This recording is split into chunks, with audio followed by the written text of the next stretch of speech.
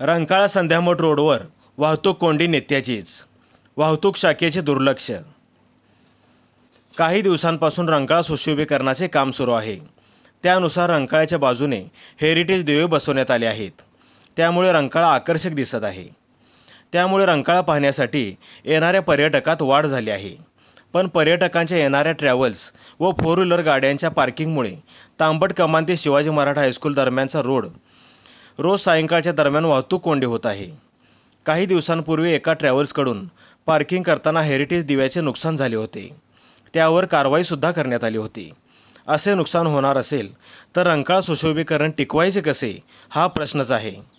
त्यानंतर वाहतूक शाखेकडून तांबट कमान ते Rankala tower road no parking zone म्हणून आदेश काढण्यात आला. पण अजूनही परिस्थिती जैसे थे दिसत आहे. त्यात स्थानिक रहिवाशांच्याही वाहनांचा समावेश आहे. यातून नो पार्किंग आदेश धाब्यावर बसवल्याचे चित्र दिसत आहे.